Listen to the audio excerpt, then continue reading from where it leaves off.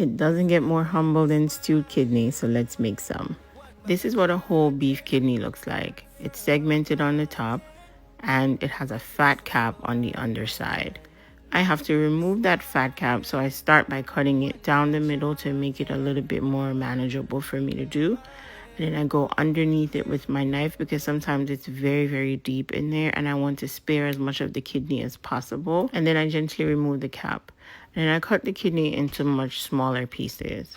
Whenever I make food like this for my page, people always get upset. They want to know why we're still eating food from the days of slavery. They want to know why we're so attached to poverty. First of all, poverty and I aren't too friendly. We don't really get along.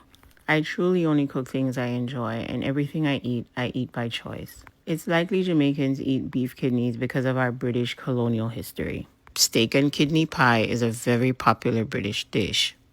And I find that we don't turn up our noses as much when these foods are included in other cuisines in the world.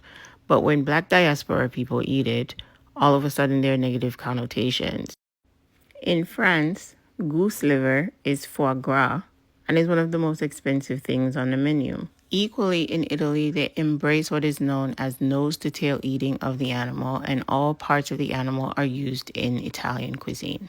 And the fish roe I grew up roasting and eating on the beach in Jamaica as a little girl is in a little can here for $300 an ounce called caviar. At the end of the day, all of this is just food.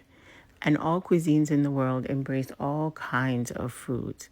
And we shouldn't look down on each other for eating what we want. Isn't it a pleasure to know that you get to put what you want to eat on your fork? And no one has to dictate that? So if you don't like kidneys, don't eat them. But if you do, I have a great recipe for this stewed kidney on jamdownfoodie.com that you can use to make this for yourself and your friends and family. Happy eating, guys.